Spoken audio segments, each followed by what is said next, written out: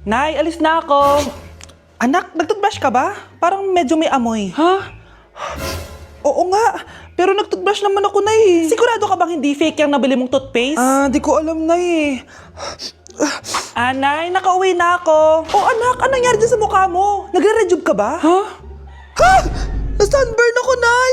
Naglagay naman ako ng sunscreen eh. Nangyari sa mukha ko. Ayan ka na naman eh. Sigurado ako bang hindi fake yung nabili mong sunscreen, ha? Di ko alam kung totoo yun, pero mura lang kasi yun eh. Bakit parang puro fake na lang nabibili ko? Bili na lang ako sa Shopee Mall. Nay, yung mga parcel ko, dumating na ba? Oo. O, eto. Ano naman yung mga yan, ha? Mga essentials, Nay, like this Belo Sun Expert Dewy Essence na buy one, take one. Alam mo na, malapit na ang summer. O, eto pa, Nay. Colgate Optic White Purple Toothpaste at O2 Aromatic Menthol para sa fresh breath at whiter teeth. Anak, sigurado ka ba mga authentic yung mga pinagbibili mo, ha? Oo naman, Nay. Eto, sigurado na talaga ako dito dahil sa Shopee Mall ko to nabili. Nandito na kasi mga big brands pero lower than SRP. Ayan ang gusto ko, sa sigurado. Lahat dito 100% authentic, kaya kayo, shop na dahil sigurado sa Shopee Mall.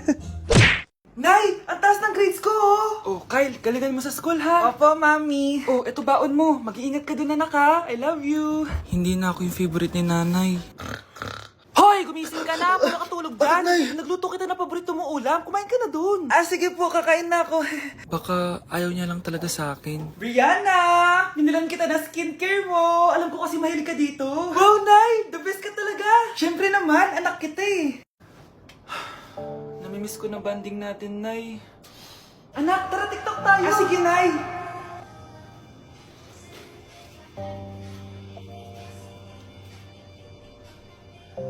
Ano? Paano yun ba yan, Nay? Mali-mali ka ng step? Nay, iniwan na ako ng boyfriend ko. Hindi ko na kayang mabuhay. Ay, naku! Okay lang yan, anak. Ang pangit naman ng boyfriend mo eh. Oo nga, Nay. Pangit naman yun eh. Alam mo, anak, kumain na lang tayo. Tara. Sige, Nay. Kain tayo. Anak, di ko na mabasa to. Oh. Ano daw sabi? Nay, binilan kita ng salamin. Alam kong nahihirapan ka na makakita. Wow, thank you, anak. Palala na ng palala yung paningin ko. Sana makita ko pa kayong tumanda. Miss na kita, Nay. Alam kong kahit wala ka na, ako pa rin yung favorite mo. Anak, miss na kita. Nay, salamat sa pagdalaw sa akin. Gusto ko lang sabihin na mahal kita. Pinagsasabi mo dyan? Ginawa mo naman akong patay? Buhay ka pa pala, Nay. Trip ko lang magdrama dito. Maghugas ka nga ng plato doon. Eto na, Nay. Maghuhugas na ako ng plato. Gusto mo ata akong mamatay eh. OMG, grabe yung baha, oh. For sure, marami naman nakurakot si Dad. Paldo. Oh, Cheska, ba't ang aga mo? Di ba traffic kasi baha? Ay, opo, ma'am. Baha nga po eh. Kaya pinag-helicopter na ako ni Daddy para safe ako. Kawawa nga po yung mga tao eh. Wow, sana all. Yes, Daddy? Opo, nandito na po ako sa school. Yung baon ko 1 million ha. Send mo na. Ha? 1 million yung baon niya? No! Binasa mo yung Chanel bag ko! Sorry, Cheska. Alam mo ba kung magkano to, ha? 600,000 to! Mas mahal pa to sa bahay nyo! Napakamahal naman yan. Whatever. Papabili na lang ulit ako. Salamat ka, mabait ako. Nahiya naman tong 300 peso na bag ko. Be, tara sa kantin. Nag-crave ako ng siomay tsaka ng kwek-kwek. Tara. Pwede bang sa Wolfgang na lang tayo mag-lunch? Hindi kasi ako sanay sa mumurahing pagkain. Be, anong kala mo sa akin? Anak ng CEO? Ano ba yan? Hindi ba kayo binibigyan ng allowance ng daddy nyo? Ako na nga lang. Hindi ka naman ganyan dati. Okay, class. Si Cheska na ang bago nating treasurer. Ma'am, wag si Cheska. Kukurakutin niya lang yung class funds natin. Parang tatay niya. Flood control ayaw, gastos gusto. Kaya mayaman si Cheska kasi korap ang pamilya niya. Ang laki ng tax na binabayaran ko. Sa Disney Princess pala natin napupunta lahat. Habang kami, binabaha na dito. Ikaw pa helicopter lang. Wow, napaka-lavish mo naman. Tsaka, pairam muna ako nito Chanel bag mo ah. May ambag din ako dito, no? Hindi kami titigil hanggat walang nakukulong. Deserve niyong magdusa. Okay, class. Welcome back! Oh, ba't parang di kayo masaya? Paano kami magiging masaya, ma'am? 10 activities yung gagawin namin. Alam nyo, puro kayo reklamo. Konti pa nga lang yun eh. By the way, may bago tayong gagawin. Sabihin niyo sa akin kung ano yung New Year's resolution nyo. Mag-umpisa tayo kay Kyle. Ako po, ma'am? Sige, ako. Ako ba si Kyle? Ang New Year's resolution ko ay mas gagalingan ko pa sa school. Very good. Okay, next, Scarlett. Ang New Year's resolution ko ay ang wag ka jowa. sinashare ko pa wini-wish kaso hanggang ngayon wala pa rin akong jowa. Lu, paano ka magkakajowa? Eh lahat na lumalapit na lalaki sa'yo, nire-reject mo. Kala mo ang ganda-ganda niya. Eh kung ikaw magiging jowa ko, wag na lang. Mamatay na lang ako. Oh, tama na yan. Samantha, ikaw na. Ang New Year's resolution ko ay wala. Dahil sobrang perfect ko, no? Feeling naman neto. Ako kaya yung pinakamabait at pinakamaganda dito, no? Ang pinakamasamang ugali. Anong sabi mo? Totoo naman eh. Dapat ang New Year's resolution mo, ang maligo ka. Puro ka make-up, ang asim-asim mo naman. Ganon? Ang New Year's resolution mo dapat ay ang mag-toothbrush ka. Dahil ang baho na hininga mo, lahat ng crush mo, nata-turn off sa'yo. Kumpara naman sa'yo, be. Itsurang pa lang, nata-turn off na sila. Walang hiya ka? Manda ka sa akin magkatapos nito. Ang New Year's resolution ko ay ang ibagsak kayong dalawa. Bakit ang kalat dito? Hoy, maglinis nga kayo. Wala kayong katulong dito ah. Tinatamad ako maglinis, Nay. Ah, ayaw nyo? Bibigyan ko ng 1,000 pesos ang pinakamasipag kong anak. 1,000 pesos? Sige, maglilinis na ako.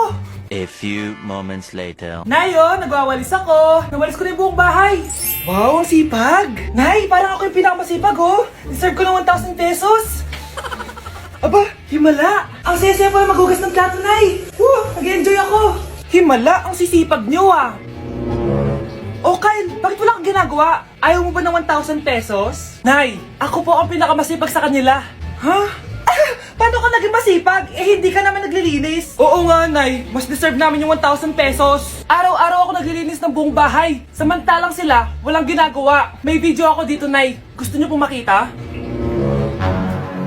Totoo ba to? Nay, magpapaliwanag kami.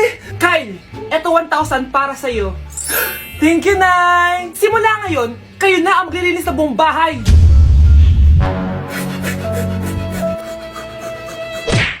Tama na. Ano to? Wala na namang ulam? Mahal, pangako bukas may kakainin na tayo. Sinabi mo rin yan kahapon. Paano tong anak natin, ha? Paano natin ito bubuhayin? Mahal, please, magtulungan tayo. Makakaahon din tayo dito. Ayoko na. O ito, ikaw na maghalaga niyan. Mahal, please, wag mo naman kaming iwan. Babalik na ako sa dati kong buhay. Sa buhay na nakakakain ako na masarap. Sa buhay na nakakapag-party ako. Sa buhay na prinsesa ako. Ayoko na ng gantong buhay. Mahal, please, babawi ako. Kaya mo na yan. At wag mo na ako gugulin, ha? Anak, pangako hindi kita iiwan, ha? Nandito lang ako para sa'yo. Hindi kita papabayaan. Okay, Mr. Ramon? Ma'am, tanggap na po ba ako sa trabaho? Sorry sir. Based sa resume mo, hindi ka pala nakapagtapos ng college. Ang hanap po namin is college graduate. Uy, Ramon, mukhang galing ka sa interview, ah. Natanggap ka? Hindi nga, eh. Baka may alam kang pwede kong pasukan ng trabaho. Pwede ako. Sige, sabihan kita, ha? Salamat, Susan.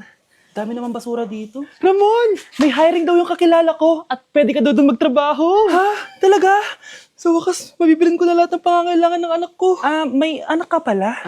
Oo.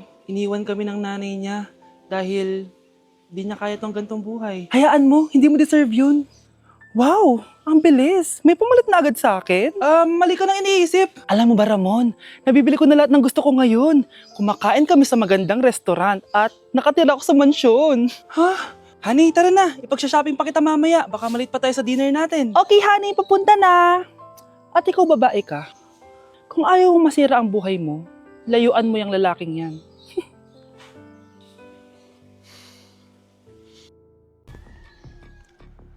Balita ko, dyan nagtatrabaho yung dati kong asawa. Siguraduhin yung masisisante nyo yan. Dahil ayaw ko ng peste sa kumpanya ng asawa ko. Naintindihan? Susan, alam mo, feel ko talaga mapapromote na ako anytime. Kasi sabi ng manager namin, isa ako sa pinakamagaling sa amin. Ngayon pa lang, congrats na kita. Simula pa lang, alam ko naman na kaya mo. Alam mo, okay din pala na hiniwalayin ako ng asawa ko. At this ngayon, alam ko talaga kung anong habol niya sa akin. Yun ay pera. Madami pang ibang babae dyan, ano ka ba? Tsaka ang importante ngayon, nakafocus ka sa pagpapaganda ng buhay niyo. Oh, luto na to. Kain na tayo. Yes po ma'am. Okay po. Ma'am, i-hold ko po muna kayo ha. Wait for a while. Sino itong tumatawag? Sir Ramon, may bad news po ako sa'yo. Ayaw ka po ng boss namin. Ano? Kaya tatanggalin ka sa trabaho. Anong tanggal na ako sa trabaho, ha? Utos lang po sa amin. Hindi pwede yun. Sorry sir, humanap ka na lang po ng ibang trabaho. Bakit puro na lang kamalasan kasing dumadating sa buhay ko! Ay. Si Michael ba yun? Michael! Scarlett, bakit pinauna mo ako umuwi kahapon? Eh di ba palagi tayo sabay umuwi? May ginawa ako. Tsaka baka magselos yung nagbigay ng bulaklak sa'yo. Para ka namang ano dyan? Tsaka alam mo, na-realize ko, hindi ko na pala siya crush. Tara na nga, manood na lang tayo ng movie sa bahay, yung horror. Sige na nga. Michael? Ma? Ano ginagawa mo dito, ha? Get in the car, uuwi na tayo. Di ba sabi ko sa'yo, nababoard ako sa bahay, kaya umalis ako? Michael, siya yung nanay mo. Kilala mo nanay ko? At sino naman tong babaeng kasama mo, ha?